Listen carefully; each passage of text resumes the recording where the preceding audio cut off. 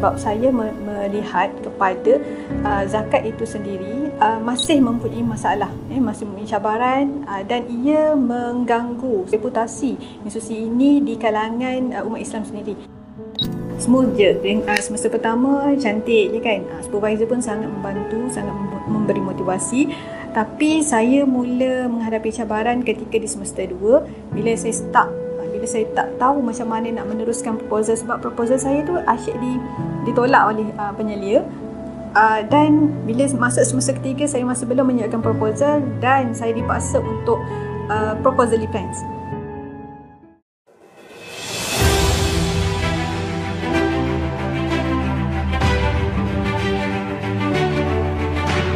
Nak menghadapi Viva, maksudnya dari segi macam mana saya nak review thesis. Tapi saya tak rasa happy apa yang saya buat.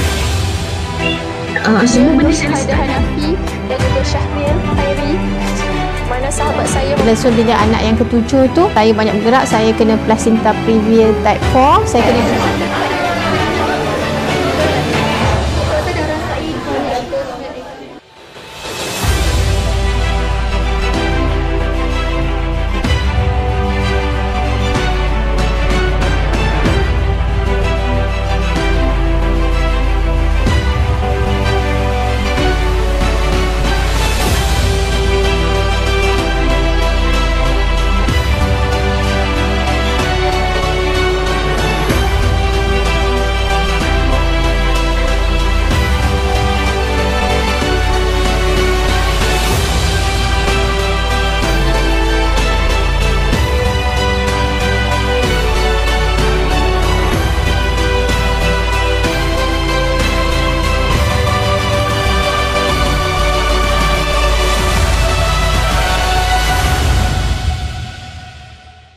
Bismillahirrahmanirrahim. Saya Dr. Nazifah Mustafa, berasal dari Kota Baru, Kelantan.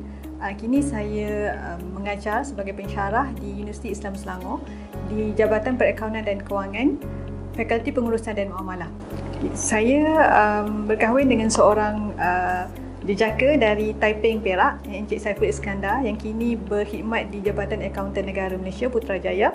Saya mempunyai 3 orang cahaya mata. Yang pertama, Muhammad Naufal, 13 tahun, kini belajar di Ma'had Tahfiz Sulaimaniah, Kelang. Yang kedua, Muhammad Nasiruddin, 10 tahun, dan Sakinah yang ketiga, 7 tahun. Kedua-duanya belajar di Sekolah Rendah Integrasi Tahfiz Pintar Darul Fuqaha. Saya mengambil pengajian PhD dalam bidang perakaunan. Tajuk tesis saya adalah Risk Management Practices, Case Evidence from Zakat Institutions in Malaysia.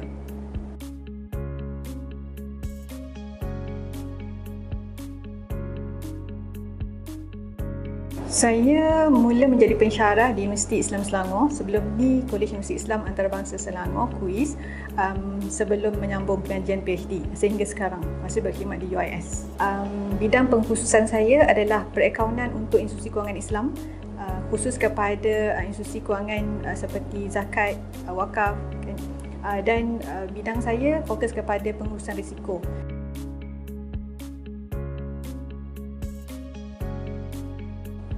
Kenapa saya memilih pengurusan risiko di institusi zakat? Sebab saya melihat kepada zakat itu sendiri, pengurusan zakat itu sendiri yang mana pada khidmat saya melalui pemerhatian saya di peringkat master masih mempunyai masalah, masih mempunyai cabaran dan ia mengganggu reputasi institusi ini di kalangan umat Islam sendiri. Ada beberapa faktor kenapa saya mendaftarkan diri untuk PhD pada tahun 2017, kehendak majikan yang mana pensyarah perakaunan masa tu kurang lagi mempunyai PhD. Jadi satu, galakan ataupun saranan daripada majikan. Yang keduanya, minat saya sendirilah untuk meneruskan pengajian secara formal di IPT.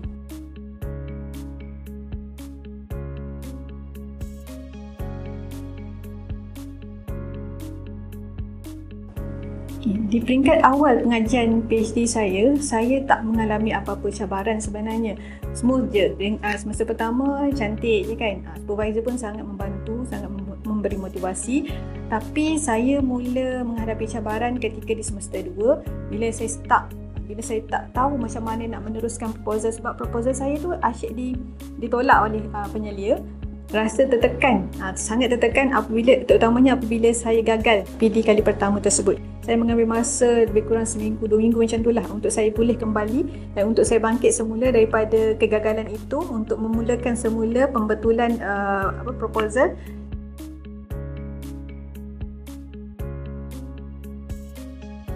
Sokongan utama saya dalam bidang pengajian PhD ini adalah keluarga saya sendirilah, keluarga dekat saya.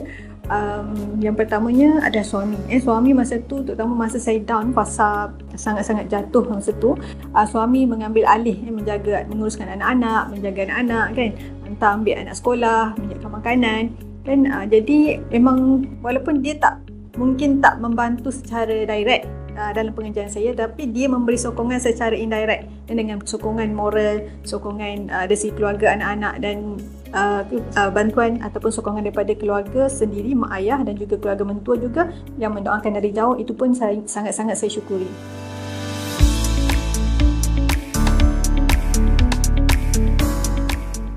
Saya dan Dr. Nazifah berkenalan sejak dari tahun 1999. Berhubung dengan karakter Dr. Nazifah mempunyai banyak karakter yang baik. Yang pertama, Dr. Nazifah merupakan salah seorang sahabat saya yang suka mengajak saya kepada kebaikan dan sentiasa sabar dalam menegur saya apabila saya melakukan kesilapan. Jadi inilah satu karakter seorang sahabat yang sangat baik dan sangat penting. Dr. Nazifah ialah seorang supervisor yang hebat. Beliau selalu mendengarkan cerita dengan baik. Tak kira apa yang saya nak cerita. Kalau ada soalan yang nampak macam tak berapa nak cerdik pun, Dr. Nazifah tetap jawab dengan sabar. Dr. Nazifah merupakan seorang sahabat yang suka menghulurkan bantuan. Tidak lokek untuk membantu setiap kali saya memerlukan pertolongan daripada beliau. Dr. Nazifah juga bukan sejenis yang ketat sangat. Dia macam kawan baik yang tahu banyak benda.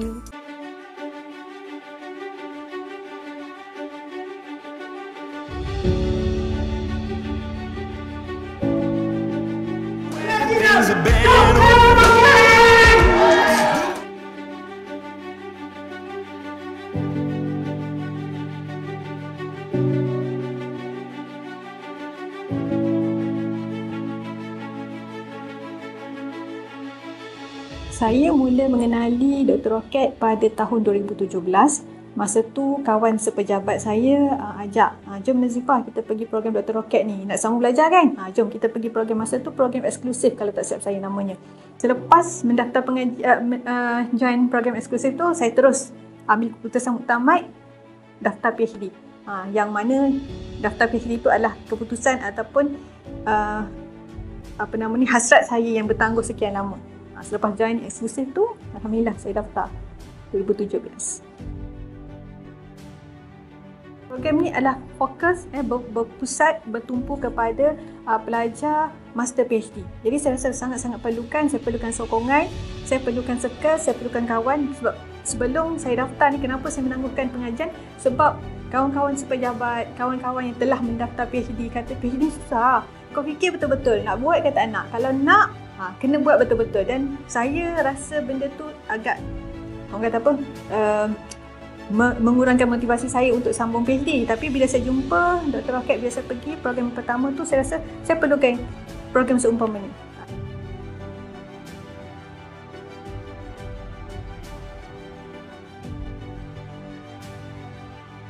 Okay. Saya mula tertarik dengan program seumpama yang Dr. Rocket ni kan. Dalam program Dr. Rocket ni, bila saya join eksklusif tu, saya nampak pengisian program eksklusif tu lain dari yang lain. Sebab sebelum ni di peringkat, orang kata apa, di peringkat majikan UIS quiz masa tu pun dah ada khusus-khusus ataupun program ceramah untuk memotivasikan pensyarah, terutamanya untuk sambung belajar. Dan juga saya juga ada menyertai lah program-program luar tentang menyambung pengajian PhD ni. Tapi saya nampak perbezaan dalam program seawal program eksklusif tu. Jadi selepas tu saya rasa bila ada je, sebab bila kita dah join program Dr. Rocket tu akan masuk email kan, inbox kita tentang program-program seterusnya. Memang selepas itu masuk je saya akan daftar. Masuk je tak pernah miss lah untuk program Dr. Rocket, dan sehingga saya berjaya masuk circle lah. Pengajaran pertama saya dalam program Dr. Rocket ni adalah sebenarnya saya rasa Dr. Rocket berjaya mengubah mindsetting saya yang kata PhD ni susah, PhD ni perlu ambil masa lama, dan kalau lagi lama kita belajar dalam PhD lagi bagus, lagi berkualiti PhD kita. Mindset tu dah bertukar.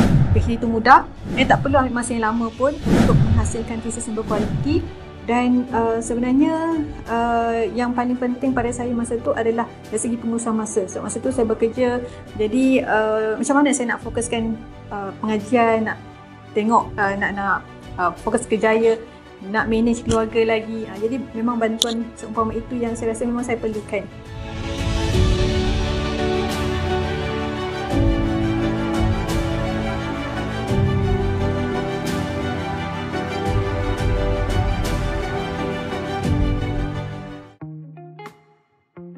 Daripada sebelum ni saya hantar proposal, saya hantar penulisan saya kena reject. Tapi selepas join program Dr. Rocket tu slow-slow penyelia boleh menerima apa yang saya hantar.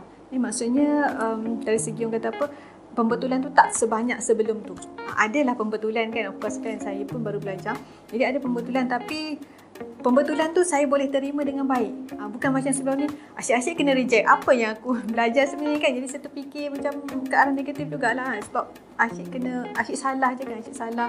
Dan saya rasa saya tak tahu nak buat macam mana. Walaupun pada masa tu saya tak adalah menghadapi masalah dengan supervisor. Supervisor memang menolong sangat-sangat. Memang memberi dorongan, memang memberi tunjuk ajar yang baik sepenuhnya. Tapi saya sendiri, saya tak dapat orang kata apa, mencapai lagi impian ataupun harapan ataupun tak dapat menerima apa yang supervisor tunjukkan.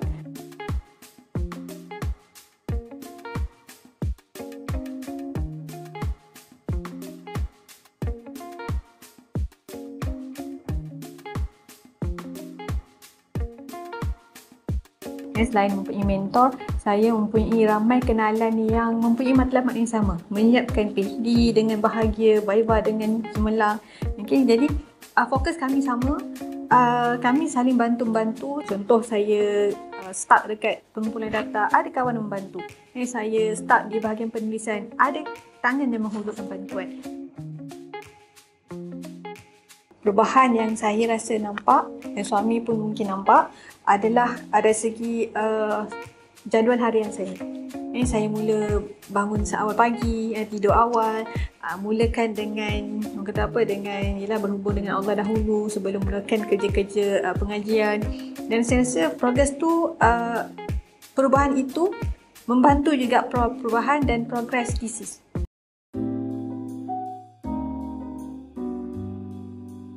Selepas jumpa Dr. Rocket, saya berjaya siapkan draft pertama seawal 42 hari selepas RIC 1.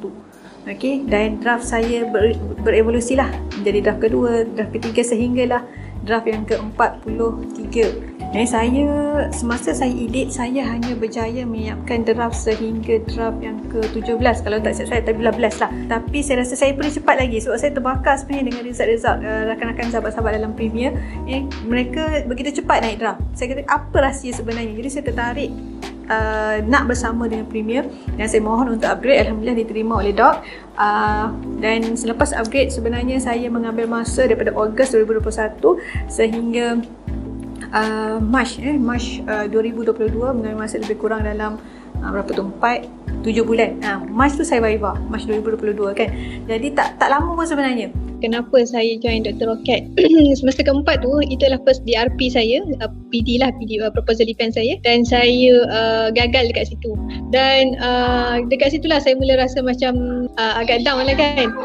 Walaupun PD tu bukanlah orang kata apa, menghentam ke tidak, tapi macam banyaknya panel-panel memberi cadangan membina untuk perbaiki proposal saya. Masa itulah saya mula mencari solusi lah. Saya buat proposal kali kedua dan masa itulah saya mula jumpa dengan program Gempur Dr. Rocket. Sebenarnya saya jumpa Dr. Rocket yang sebelum lagi, awal 2017 tu saya dah jumpa doktor, tapi masa tu kan tak ada proses. Tapi bila join proses tu sikit-sikit saya punya time management improve. Jadi bermula daripada situlah tesis saya mula bergerak. Dan cuma saya menghadapi cabaran untuk mendapatkan data. dekat situlah lambat sikit kan saya, sebab saya punya ni pusat zakat. Pusat zakat ni nak dapatkan respon daripada diorang agak susah. Bukanlah nak kata tak dapat langsung, tak dapat tapi lambat. Komitmen lah, saya fikirkan komitmen bukan sikit nak ni dengan kita ada komitmen lain dari segi kewangan dan juga dari segi bukan kewangan sajalah sebenarnya, sebab saya faham bila masuk proses doktor ni saya faham mesti akan ada proses dekat situ. Jadi saya rasa saya takut, masa tu memang saya takut sangat. Kalau saya masuk, saya bayar, yelah bukan pasal duit pun sebenarnya, duit boleh dicari, tetapi bila masuk, saya masuk bayar sahaja dan bila ada proses tu saya tak boleh nak follow tugasan dan sebagainya tu, saya takut benda tu macam saya kembali macam dululah, no point join tapi saya sama macam saya tak join circle. That's why saya rasa Allah lebih tahulah yang mana yang terbaik untuk saya. Jadi sebab itulah saya istikharah. Saya rasa Vivalicious tu sangat mengujakan saya sebab masa tu saya berpeluang untuk bentangkan tesis saya seolah-olah saya memang dalam Viva yang sebenar. Saya ada panel dekat depan, saya ada audiens yang ramai dekat depan, yang mana dia meningkatkan keyakinan saya. Itu yang pertama. Yang keduanya, saya sangat-sangat hargai soalan-soalan yang diajukan oleh masa tu Dok seorang saja menjadi penilai. Saya sangat-sangat hargai. Soalan tu memang sebenarnya kalau nak ceritakan daripada sejarah Vivalicious ni, Allah Alam, saya pun tak tahulah magic macam mana. Soalan yang sama Dok tanya semasa Vivalicious, soalan yang sama saya dapat semasa Viva yang sebenar.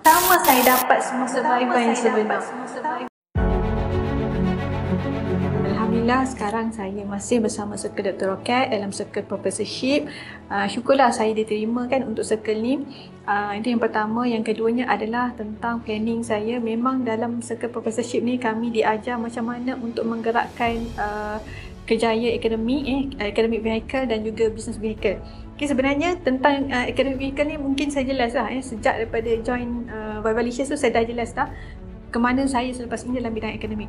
Tapi yang saya rasa saya paling syukuri jugalah adalah sebenarnya saya tak terlintas pun untuk ada business vehicle sendiri.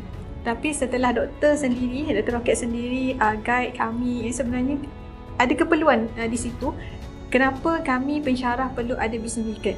Okay, jadi saya dah mula sebenarnya menggerakkan secara walaupun perlahan, tapi alhamdulillah dah ada, idea dah ada, dah gerak pun sikit-sikit dan dah ada orang kata platform untuk gerakkan business vehicle tu.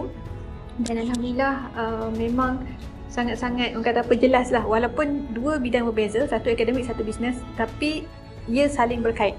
Dan saya rasa saya di landasan yang betul bila berada bersama Circle. Walaupun sebelum saya tak nampak jalan dalam bisnes vehicle, tapi Dok tunjukkan jalan, saya nampak jelas saya boleh. Kalau sebelum ni saya boleh capai PhD tu dengan baik, saya tak rasa mustahil. Saya juga boleh capai kejayaan dalam bisnes vehicle dengan adanya bantuan mentor dan of course lah dengan izin Allah Ta'ala.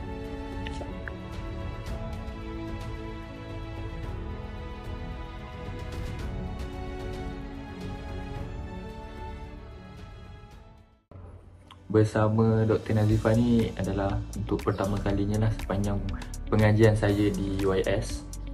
Dan pada semester ini saya bersama Dr. Nazifah untuk dua subjek. Pendapat saya Dr. Nazifah ni adalah seorang yang sangat punctual lah, tepati masa. Tak pernah lagi ada kelas ganti sebab memang semua kelas adalah ikut masa yang telah ditetapkan. Dan andai kata ada urusan lain yang doktor perlu uruskan, doktor akan maklumkan kepada kami. Saya mengenali Dr. Nazifah pada tahun 2008. Masa tu beliau adalah salah seorang yang menjadi panel untuk interview saya lah pada ketika tu. Dia mempunyai jati diri dan juga dia mempunyai pendirian.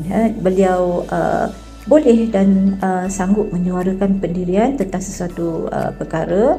Dan dia mempunyai jati diri yang sangat kuatlah, tidak cepat berputus asa dalam sesuatu perkara, dan beliau akan usahakan bersungguh-sungguh apa yang diminta ataupun ditugaskan kepada beliau lah. Kesimpulan yang saya dapat katakan ringkas sahaja, berada dalam Circle ni bukan sahaja untuk tesis.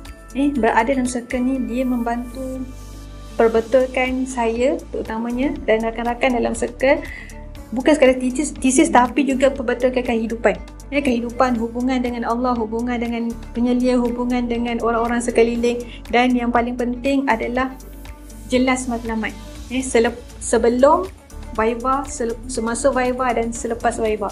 Itulah yang saya rasa nikmat yang saya sangat syukuri dalam circle ni. Dan untuk rakan-rakan di luar sana, saya rasa sangat penting lah bagi peluang untuk diri sendiri. Cuba dahulu berada dalam circle, cuba dulu tengok keserasian anda berada bersama circle. Bagi peluang untuk berevolusi bersama circle, sebab PhD ni sebenarnya mudah untuk kita jika kita ditunjukkan jalan dan cara strategi yang betul. Wallahualam.